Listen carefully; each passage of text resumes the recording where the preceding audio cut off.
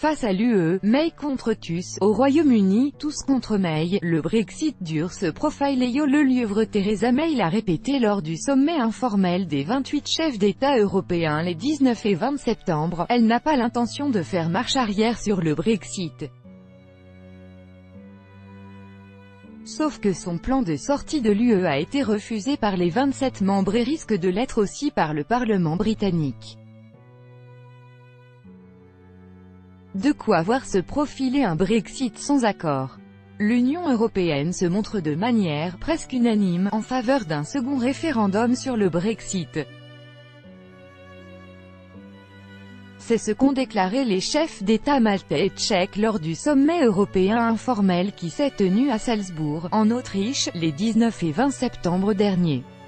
Une possibilité que Theresa May a définitivement écartée lors de sa prise de parole. La première ministre britannique a répété que le Brexit aurait bien lieu le 29 mars 2019 et que le plan de sortie de l'Union qu'elle propose, baptisé « Plan Chequers », était une proposition sérieuse et crédible.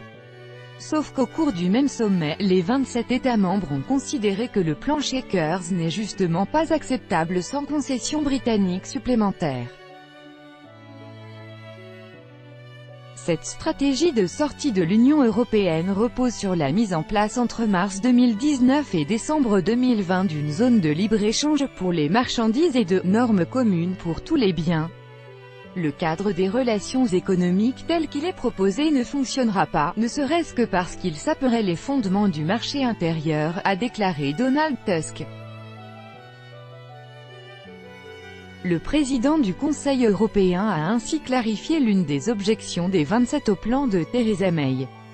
Les États membres considèrent qu'il octroierait au Royaume-Uni un accès déloyal au marché unique puisque Londres serait en mesure de décider des tarifs douaniers et de conclure de nouveaux accords de libre-échange tout en profitant de l'accès au marché commun.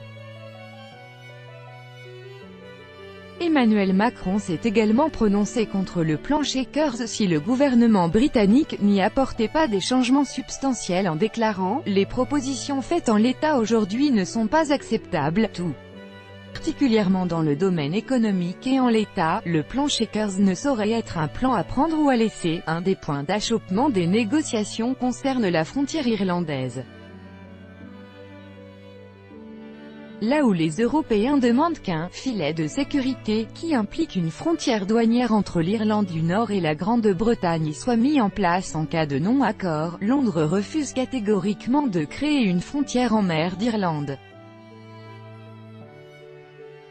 Une ligne rouge réitérée le 21 septembre par Dominic Raab, le ministre responsable du Brexit.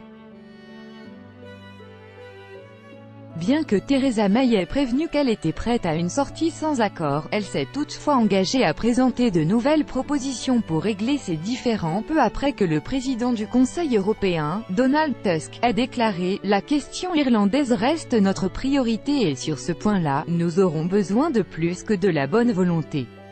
Pour autant, la première ministre britannique n'est pas en position de force sur la scène politique intérieure, ce qui lui laisse très peu de marge pour négocier de nouveaux termes du Brexit.